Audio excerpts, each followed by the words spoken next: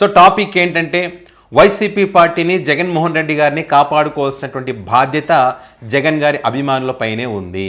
So ఇప్పుడు కొంతమంది అనొచ్చు, మరి ఇన్ని రోజులు కాపాడుకుంటున్నది మేమే కదా జగన్ గారిని పార్టీని అని చెప్పి. కానీ ఇది సరిపోదు.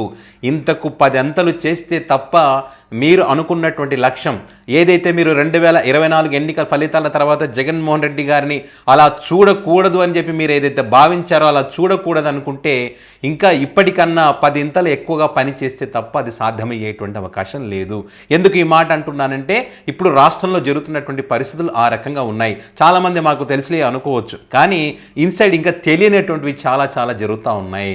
జగన్మోహన్ రెడ్డి గారు మొన్న మావిగన్ ఎపిసోడ్ విషయంలో మాట్లాడుతున్నప్పుడు కొన్ని అంశాలను అక్కడ ప్రస్తావించారు. కూటమి అధికారంలోకి వచ్చిన తర్వాత జరుగుతున్నటువంటి ప్రజా వ్యతిరేక విధానాలు కానీ, దాడులు కానీ, మహిళల పట్ల ఇవన్నీ అనేక అంశాలు ఉన్నాయి.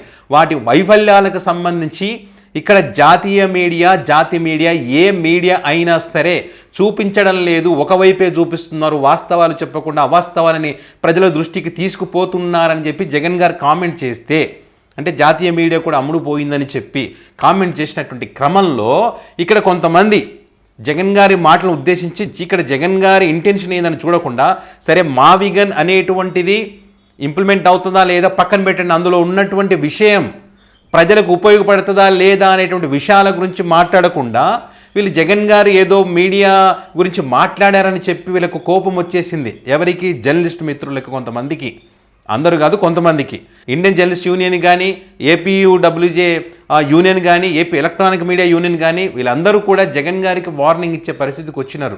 సో వీళ్ళు వార్నింగ్లు, వీళ్ళ ఒకరితో పుచ్చుకొని మాట్లాడడాలు, కూటమి యొక్క ఎజెండా చంద్రబాబు నాయుడు గారి స్టిక్కర్లతో బొమ్మలతో వీళ్ళు మాట్లాడుతున్నటువంటి అంశాలకు సంబంధించి వీళ్ళు ఏ యూనియన్లు అయితే వార్నింగ్లు ఇచ్చారో అదే యూనియన్లో ఉండేటువంటి వాళ్ళు షాక్ గురవుతున్నారంట. వాళ్ళు చెప్పినటువంటి కొన్ని అంశాలు అసలు జర్నలిస్టుల సంక్షేమం కోసం, వాళ్ళ భద్రత కోసం, వాళ్ళ రక్షణ కోసం, వాళ్ళ కష్టం వస్తే కాపాడుకోవాల్సినటువంటి బాధ్యత యూనియన్లకు ఉంటుంది. వాటిని వదిలేసి ఏ రోజు కూడా కష్టం నష్టం వచ్చినప్పుడు అక్రిడిటేషన్ కార్డుల విషయంలో కానీ, అదేవిధంగా ఇండ్లకు సంబంధించి జర్నలిస్టుల ఇండ్లకు సంబంధించి కానీ ఏదైనా జర్నలిస్ట్ అరెస్ట్ చేసి 3rd డిగ్రీ చేసినప్పుడు కానీ, మొన్న కేవీఆర్ తెలంగాణ జర్నలిస్ట్ కేవీఆర్ని మరి ఏదో పోస్ట్ పెట్టాడనో మాట్లాడానని చెప్పి అరెస్ట్ చేసి 3rd డిగ్రీ చేశారని మనం చూసాం. సో వాటికి సంబంధించి కానీ, అదేవిధంగా కొమ్మినేని శ్రీనివాసరావు గారికి సంబంధించి డిబేట్లో ఉన్నప్పుడు మరి అక్కడ కూడా ఆయన మీద కేసు పెట్టినటువంటి పరిస్థితి. అంటే ఇక్కడ ఒక వర్గ మీడియాలో డిబేట్లు జరుగుతున్నటువంటి అంశాలకు సంబంధించి ఎవరూ పట్టించుకోరు. ఆ రాష్ట్రంలో ఒక మహిళను నడి రోడ్డు మీద దాడి చేసి ఒక అధికార పార్టీకి చెందినటువంటి వ్యక్తి కొడితే పట్టించుకోడు. మళ్ళీ అది కరెక్ట్ అని చెప్పి కొన్ని మీడియాలో డిబేట్లు నడుస్తుంటే కూడా దాని గురించి మాట్లాడరు. ముంబై నుంచి జత్వానీని తీసుకొచ్చి ఫ్లైట్లలో తీసుకొచ్చి డిబేట్లు పెడతారు. రాష్ట్రంలో జరిగినటువంటి మహిళలకు సంబంధించి ఏదైనా జరిగితే మాట్లాడరు. ఇలాంటివి అనేకం జరుగుతున్నప్పుడు వాటి గురించి ఎక్కడ కూడా మాట్లాడినటువంటి వీళ్ళు సంస్థలను అనేసరికి కోపం వచ్చింది. సంస్థలకు జర్నలిస్టులకు సంబంధం ఏంటి? కనీసం ఇప్పుడు అక్రిడిటేషన్ కమిటీ ఉంటుంది, ఆ కమిటీలో ఇప్పుడు అధికార పార్టీ చెప్తా ఉంది పలానా జర్నలిస్ట్, పలానా సాక్షి ఉండొద్దు, పలానా ఎన్టీవీ ఉండొద్దు, పలానా టీవీ9 ఉండొద్దు, పలానా 10TV ఉండొద్దు అని చెప్పి వాళ్ళు చెప్తే వీళ్ళు ఓకే రైట్, వాళ్ళకేం సంబంధం సార్, మీకేం సంబంధం సార్, ఎందుకు క్వశ్చన్ చేయలేకపోతా ఉన్నారు? చెయ్యరు. 2014 నుంచి 2019 వరకు కొన్ని మీడియా ఛానళ్ళు వెలివేసిన సంగతి అందరికీ తెలుసు కదా. మరి అప్పుడు కూడా మాట్లాడలేదు. అప్పుడు ప్రజాస్వామ్యం గుర్తుకు రాలేదా, స్వేచ్ఛ గుర్తుకు రాలేదా? అప్పుడు మాట్లాడరు, ఇప్పుడు మాట్లాడతారు. ఇది ఏంటి? జరుగుతున్నటువంటి వాస్తవాల గురించి చెప్పినప్పుడు, ప్రజల యొక్క సమస్యలను మీరు ప్రస్తావించడం లేదని మాట్లాడుతున్నప్పుడు, రాష్ట్ర ప్రయోజనాలు రాష్ట్ర ప్రజలకు నష్టం జరుగుతుందన్నప్పుడు వాటి గురించి మాట్లాడేసరికి సంస్థల అక్కడ యాజమాన్యానికి రాని కోపం అక్కడ ఉన్నటువంటి జర్నలిస్టులకు వస్తుంది. ఆ జర్నలిస్టులు పార్టీల తరఫున మరి మాట్లాడేటువంటి పరిస్థితి ఉందని చెప్పి అందులో ఉన్నటువంటి యూనియన్లో వాళ్ళే మాట్లాడుతున్నారు. ఇది ఎక్కడ అన్యాయం సార్ అని చెప్పి.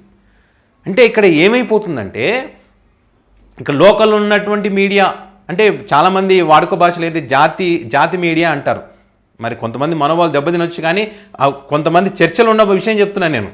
సో వీళ్ళు తప్పుదో పట్టించే ప్రయత్నం ప్రజలకు అర్థమైపోయింది కాబట్టి జాతీయ మీడియాను కూడా మన చేతిలోకి తీసుకోవాలని ఒక ప్రయత్నం అధికార పార్టీ చేస్తూ ఉందనే విషయాలను జగన్ గారు ఇక్కడ చెప్పడం జరిగింది.